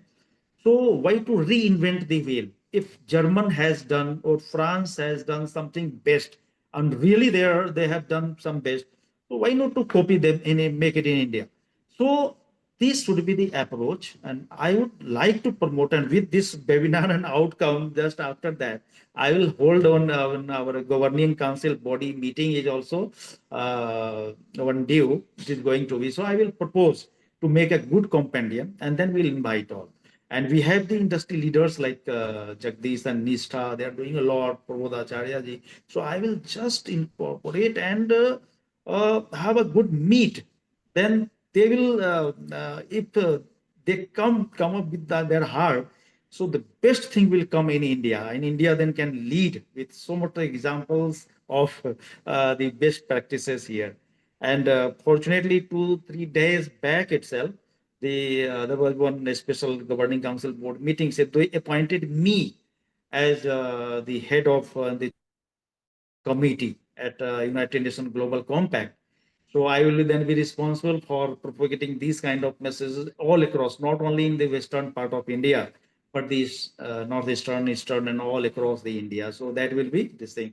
So fortunately, we have a lot of experts, like few of them are here in the screen itself. In a very, very recent future, we are going to really do a lot towards the sustainability with the help of this Fitsol and this PSD Chamber of Commerce, CII, and all. We are open to all and all the corporates. So this will be on outcome, and my submission and my somehow commitment with the approval of the Governing Council Board of United Nations Global Compact. So this will be the. Thank you. Thanks a Siddharth, lot. adding on Pretty to comprehensive. Yes, Jagdish. Siddharth, adding on to what team has just mentioned. See, capacity building has a significant role to play in this. Unless until the team is fully aware of what energy conservation is, what energy efficiency is, what is greenhouse gas, how we offset that, right? Then in front of them, the motor, the fan, or the heat might be getting wasted, but still people may not take a call to mitigate that, right? So I believe that everyone, this should be mandatory curriculum, I would say, in the industry, starting from the top to bottom. Everyone, to all the shop floor employees, we must give enough awareness for them to understand how can they save the energy.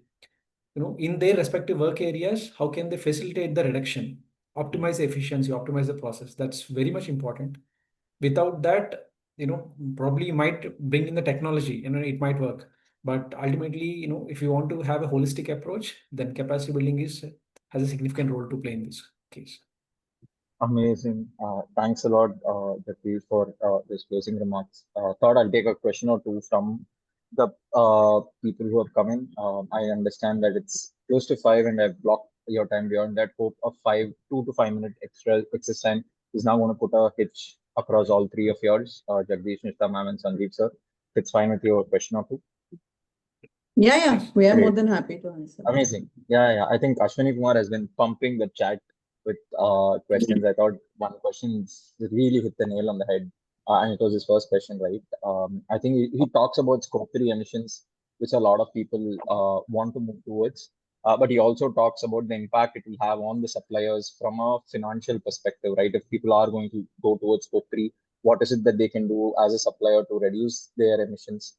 What could be the cost implications? Second thing also, which is interestingly asked, is while there are technologies, it is also a practice and a habit thing where suppliers need to start doing it also. So what is the role of bigger players like a Suzlon or a Vedanta or a Grasim on that aspect? I would love to touch. I think I'll let any of you three take that question because you guys are better placed on that. I'll quickly take it up, and then I'll Yes. leave it upon my two fellow speakers as well to Yes. also supplement on that one. So very quickly getting in over there, I think scope 3 is something that first and foremost is that how do you want scope 3 emissions to work on? You cannot enforce, like I said in the beginning, that I need this and you have to be there. No, it cannot be worked out like that because we're also part of supply chain. I'll give you one example. During my consulting days, one of the company asked that In my sourcing policy, I need my suppliers to be SBTi aligned. And I question, how can you get the things done? I mean, you yourself are SBTi aligned just now. I mean, this is next to impossible. You cannot do that, even if you belong to wherever, whichever country. This is next to impossible. So what I'm trying to tell you is that first and foremost, let's start your journey with the one which is, the one which are contributing, having a major share of the business. How to work it out with the one, what exactly contributes on the scope 3. Because, most of the time in the layman's language, we forget what is the split of scope 3. Let's see to it what is the overall split of scope 3. Have you done your scope 3 accounting in entirety? The biggest mistake what many organizations do is that just considering that, in a layman term, people say 80% is a contribution of scope 3. It might be 90%, it might be 60% as well, right? First, we need to calculate the scope 3 emission and then see to it which of the 15 categories are applicable to you. Which category contributes the most? Is it really the purchase goods and services? Maybe the purchase goods and services are contributing the most, right? Now, if your SAP data gives you an assumption or data which is taking in on the purchase goods and services, which of the suppliers you're going to start your journey? You cannot take the entire value chain. You have to start your activity with your top-notch suppliers. You have to first provide them training. Now, asking your supplier, you work on emission intensity, give me this much reduction will not help. You have to start from what Jagdish said, is going to be from the very basic, giving them an understanding even what are we asking?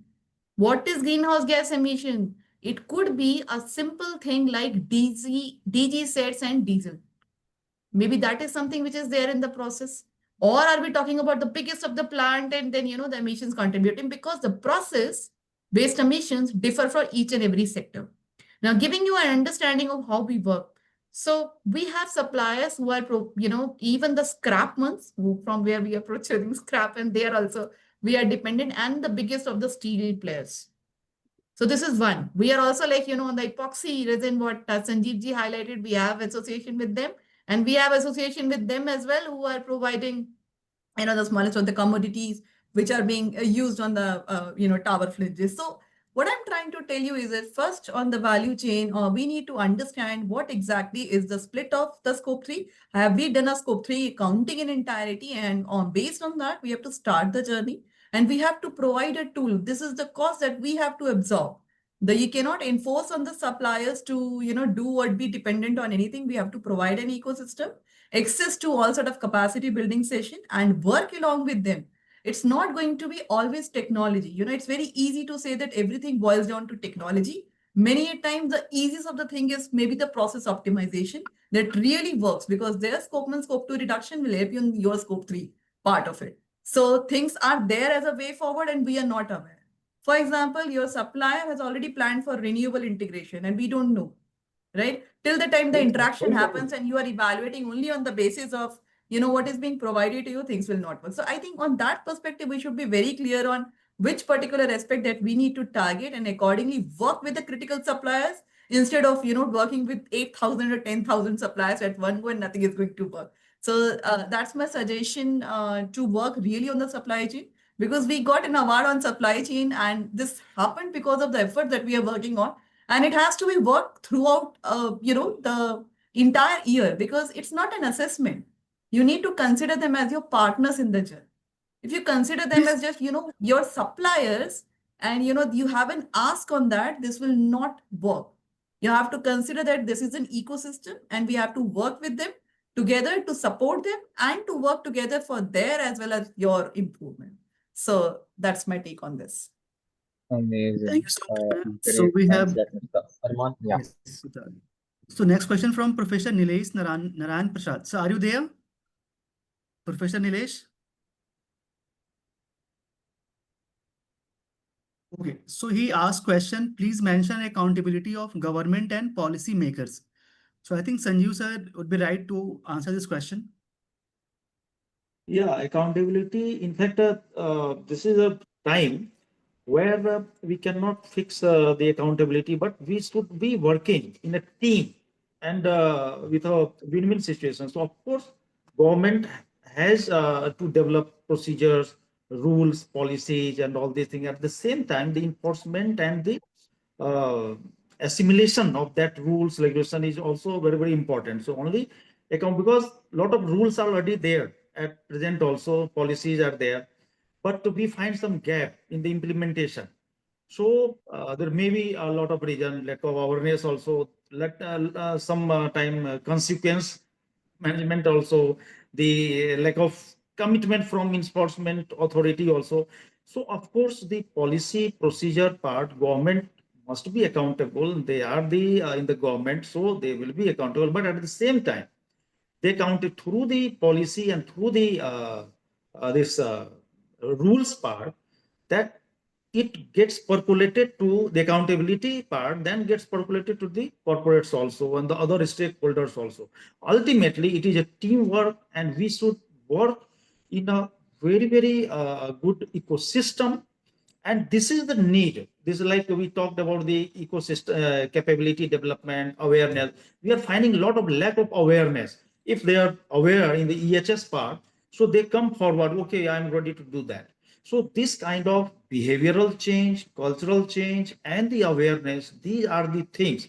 If it is made very in a proper manner, then accountability becomes very easy, and the implementation becomes very easy thing to do.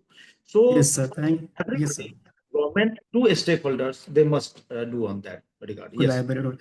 So next question we have from Mr. Rohit. Rohit, are you there? So Yes. he asked, Yes. yes, Rohit. Yes, please move ahead. Ask your question. Yeah, sure. So thank you for the opportunity. So as part of the discussion, we were all the people were saying that renewables are the way to go for reducing carbon intensity and everything. But the key industries that we are talking about, like steel, cement, and metal manufacturing industries, these rely more on coal for well process and both heat thermal demand.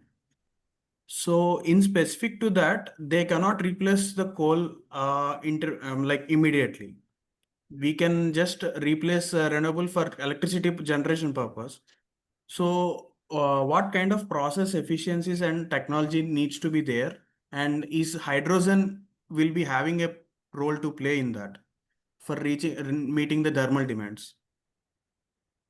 That's So anyone from the speaker side? Can I take this up? Yes, Because we work yes, very yes, closely please, with the ma'am. steel sector, then I can take up your question, Rohit, on this one. Yes, please, So please. when we talk about renewables, I think we are still in the impression that this is not working out. Let me tell you this way. I don't want to name the company, but we are working with many giants at the moment, wherein the entire consumption that we talk about is also getting met, and there is also a pipeline of projects wherein the entire consumption of the plant is going to be met with this one.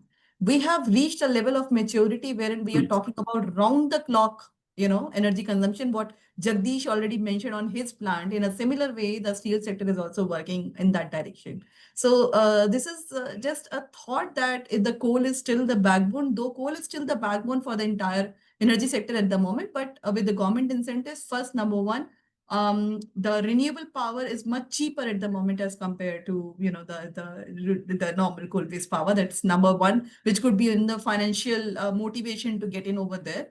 Number two, because everything boils down to the cost. So cost is much less in renewable to get it and support the journey. Number two, even the trickiest of the sector when we talk about steel is talking about evolution and thinking about plant level targets, and that's already happening to support at each and every plant to get the targets rolling up to the entire plants that is being operating under the steel sector, since you have said. So that is happening around. Number three, all the steel sectors, they have realized that the hydrogen is going to be there, but it will take a bit of time for maturity part of it. So that's why they are working towards scope 1, which is on the carbon intensity reduction at each and every plant.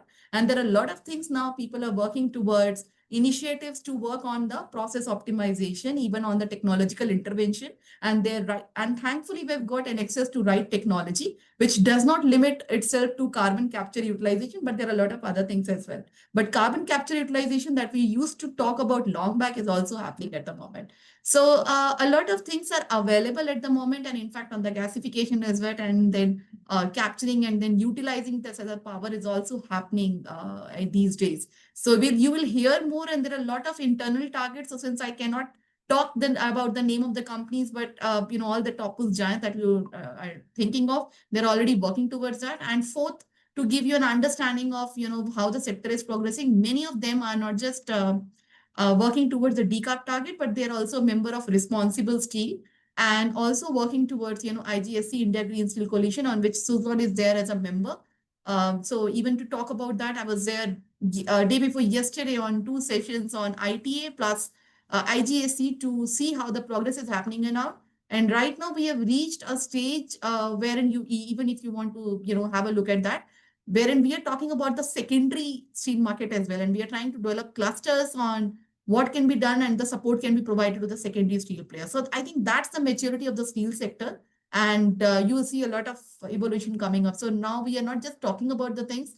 As a sector, steel sector is progressing and really reaching towards a maturity. And hydrogen is the talk, but it's just being kept live. But I think it's just some pilots are being working on, and we are seeing how exactly it goes. So that's how the sector is. Yes. Thank you so much, ma'am. Thank you. So next question is from CMD Second Family Office. So yes, good yes, sir, evening. please. Can you Good hear me? evening, sir.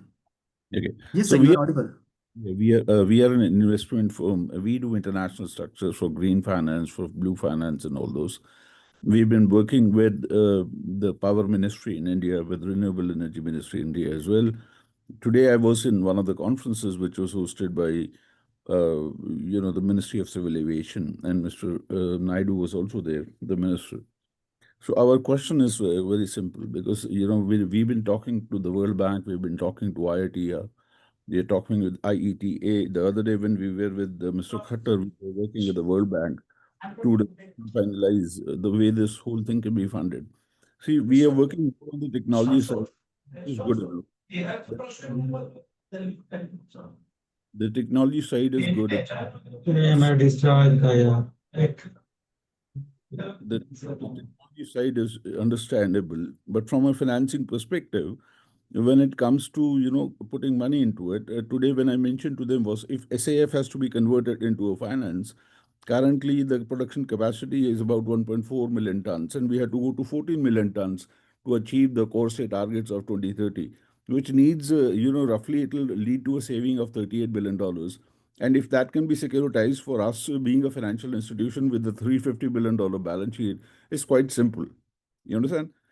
So what I'm trying to say is, we are working on the industry level projects, which I don't think many of those MSMEs would be willing to do.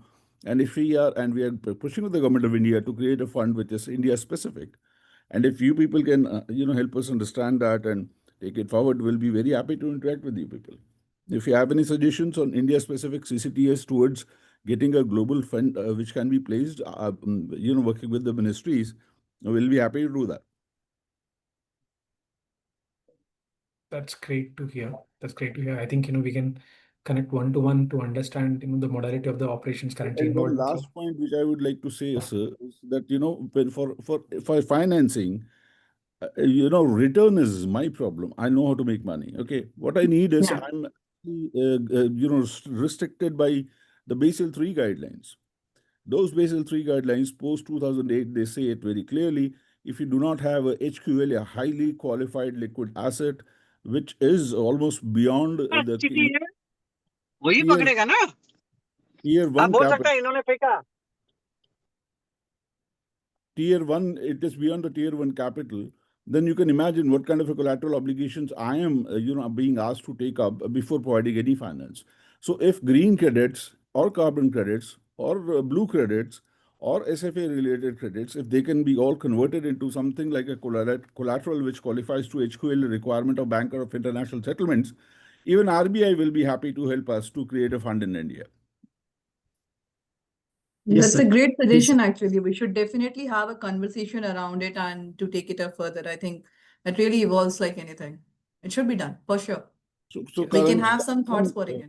I am in India right now since September last year. We are working with the Prime Minister's office to finance the Viksit Bharat initiative. I'll be happy to interact. I have been trying to get across to PhD CCI for some more events as well. I certainly believe in the next couple of days we might have some opportunity to meet and discuss about it. But I do believe India can take a leading position into this, especially when we are driving so many FTAs with global institutions wherein we are very, very operational into that space. Thank you for taking so much time. Thank you, Thank sir. you. Maybe Arman, if you can share the details, right? Then we like can we meet already for the said, this financing part is going to be one driving force. So we now need person like you have already studied and in the market. So I would request Armanji to please gather the details, and sometimes so we can have some meeting and some detail on this topic itself, where the interested parties can discuss some more with the experience of such nice persons. So So Sure, PhD, sure. CCI and Fitsol can together, arrange for a separate session with only the relevant parties, and we are more than happy to connect and discuss. Yeah. So Sir, you from so you can UNBC connect. yeah, sure. Yes, sir. So, sir, you can connect So, me, then I will connect with PhD yes. Chamber of Commerce. We can plan something together. Yeah, we Certainly. can Sure. organize separate webinar in this regard. And Arman Yes, sir.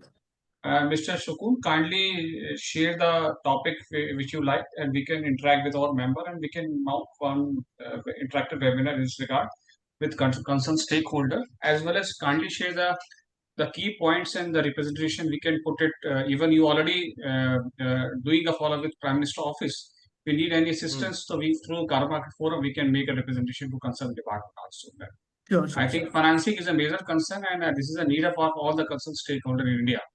And The reason I'm saying is telling Mr. finance is, I can say, the blood of any organization. And Yes, we are on the path of sustainability, and where financing and technology commercialization is a need of our. So, like, moving to next question, shall I? Because we are already cross our time limit. We So can the take last just one question and all the last questions of. question from Dr. Suresh N.S. Sir, are you there? Dr. Suresh N.S. He is not. His question is, any views on volunteer carbon market in agriculture and how we can scale it up? So, Sir Jagdish sir, this time I am Sanjeev sir, who will take this? See, as of now, there is no specific definition, that has come as far as the carbon markets are concerned and the agriculture is concerned. I think we might have to wait for a few more interventions to come from BE on this in this regard. Okay, so I think this yes, sir, please. I will just explore some of because I am engaged here with the district administration, where carbon, this organic farming, and at a mass level is being developed here with the incorporation of this.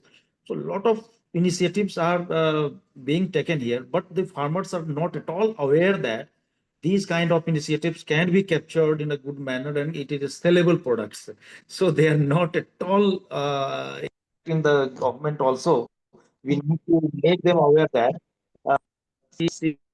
doing fashion to meet the governmental norms towards the conversion of chemical fertilizer towards the organic farming.